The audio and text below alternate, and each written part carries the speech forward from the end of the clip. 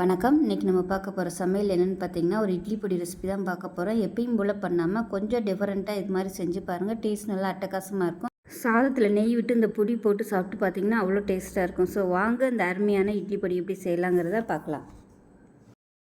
இப்போ ஒரு பேன் எடுத்துக்கலாம். பேன் சூடானதும் ஏதாவது ஒரு மெஷரிங் கப் வந்து அளந்து எடுத்துக்கோங்க. நான் வந்து இந்த கப்பில் எடுத்துருக்கேன். இது வந்து ஒரு 150 கிராம் அளவுக்கு உளுந்து இருக்கும். இந்த கப்பில் வந்து ஒரு கப் அளவுக்கு உளுந்து சேர்த்துக்கலாம். இது வந்து நல்லா சிவந்து வர அளவுக்கு வறுத்துக்கலாம். இப்போ பாருங்கள், உளுந்து நல்லா செவந்து வர ஆரம்பிச்சிருச்சு. இதை வேறு பிளேட்டுக்கு மாற்றிக்கலாம். இப்போ எந்த கப்பில் எடுத்தோமோ அதே கப்பில் அரை கப் அளவுக்கு பொட்டுக்கடலை சேர்த்துக்கலாம். இது வந்து சூடு ஏறுற அளவுக்கு வறுத்துக்கலாம். ரொம்ப அப்படியே செவந்து வரணும்னு அவசியம் இல்லை. அரை கப்பில் இருந்து 3/4 கப் அளவுக்கு எடுத்துக்கலாம் பொட்டுக்கடலை. இப்போ இது கூடவே ஒரு 2 டேபிள் ஸ்பூன் கருப்பு எள்ளு சேர்த்துக்கலாம். கருப்பு எள்ளு இல்லை வெள்ளை எள்ளு எதுனாலும் சேர்த்துக்கலாம். இது ஏற்கனவே வறுத்த எள்ளு தான், அதனால் இதில் வந்து சூடு ஏற்றினா மட்டும் போதும்.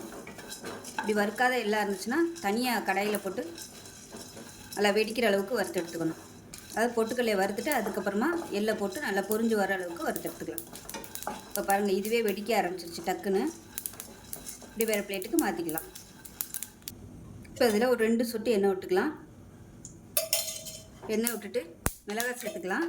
நான் வந்து 10 சாதாரண மிளகாயும் ஒரு 4 வந்து காஷ்மீரி மிளகாயும் எடுத்திருக்கேன் கலருக்காக. காரத்தை பொறுத்து நீங்கள் கூடவோ குறைச்சோ சேர்த்துக்கலாம். இதையும் சேர்த்துக்கலாம். இது கூடவே நல்லா ஒரு கைப்பிடி வர மாதிரி கருவேப்பிலை கழுவி காய வச்ச கருவேப்பிலையிலையும் சேர்த்துக்கலாம். இதையும் சேர்த்து வறுத்துக்கலாம்.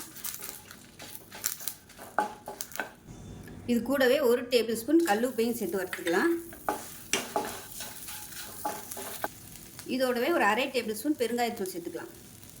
சேர்த்துட்டு இது எல்லாத்தையும் வறுத்துக்கலாம். கட்டி பெருங்காயமாக இருந்துச்சுன்னா தனியாக போட்டு நல்லா பொரிஞ்சு வர அளவுக்கு வறுத்து எடுத்துக்கலாம். நான் வந்து தூள் பெருங்காயத்தை ஆல்ரெடி வறுத்தது தான், அதனால் நான் இதிலே போட்டு வறுட்டி எடுத்துக்கிறேன். இப்போ பாருங்கள், இது எல்லாமே நல்லா வதங்கிடுச்சு. நல்லா கருவேப்பிலை மொறுன்னு வந்துடுச்சு. இதையும் வேறு பிளேட்டுக்கு மாற்றிக்கலாம். இப்போ இது எல்லாமே நல்லா ஆறணும். ஆறுனதுக்கப்புறமா மிக்ஸி ஜாரில் போட்டு அரைச்சிக்கலாம். சூடோடு அரைச்சோம்னா வரமிளகா வந்து வதக்குன்னு இருக்கும். ஆறுனுச்சுனா தான் நல்லா மொறுன்னு வரும். ஆற விட்டு அரைச்சிட்டு பார்க்கலாம். இப்போ பாருங்கள், நல்ல கமகமன்னு வாசனையான பொடி ரெடி ஆயிடுச்சு. எப்பயும் போல் இல்லாமல் கொஞ்சம் டிஃப்ரெண்ட்டாக கடலைப்பருப்புக்கு பதிலாக இந்த மாதிரி பொட்டுக்கடலை போட்டு செஞ்சு பாருங்கள். ரொம்ப ஹெல்த்தியாகவும் இருக்கும், டேஸ்ட்டாகவும் இருக்கும். இது வந்து சாதத்தில் கூட நீங்கள் பரட்டி சாப்பிட்லாம்.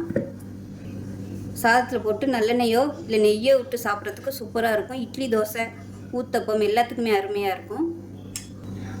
இப்போ நமக்கு அருமையான இட்லி பொடி ரெடி ஆயிடுச்சு. நல்லெண்ணெய் விட்டு இட்லி, தோசைக்கெலாம் தொட்டு சாப்பிட்டு பாருங்கள், அட்டகாசமாக இருக்கும். ஸோ செஞ்சு பாருங்கள். செஞ்சு பார்த்துட்டு எப்படி வந்துச்சுங்கிறத சொல்லுங்கள். வீடியோ பிடிச்சிச்சுன்னா லைக் பண்ணுங்கள், கமெண்ட் பண்ணுங்கள், சேனலை சப்ஸ்கிரைப் பண்ணுங்கள், பக்கத்தில் பெல் பட்டனை ப்ரெஸ் பண்ணுங்கள். நன்றி.